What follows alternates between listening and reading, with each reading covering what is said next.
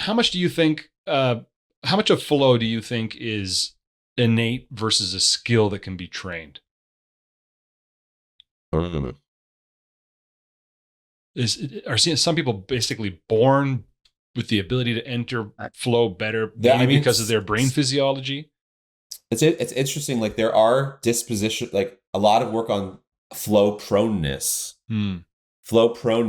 and dispositional.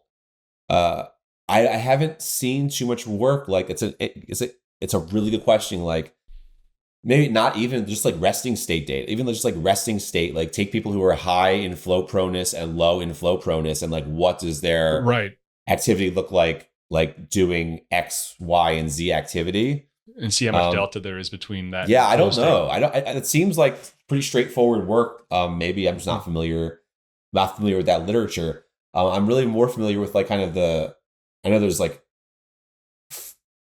other traits that would make flow harder or easier. Like we mentioned, if you're high in like Anxiety. absorption, anxiety is one Yeah. we mentioned, Right. right? And like an intelligent absorption scale, or there's like an absorption in music. So there's all these different absorption scales that that makes sense. That if you would have a certain level or threshold of becoming absorbed in order to experience flow or be more likely to experience flow. That comes down to the right nature, like nature nurture. Like are there? I think there's gonna be pressures on both sides. Nature nurture is literally maps on to me as set and setting. Yeah. Yeah.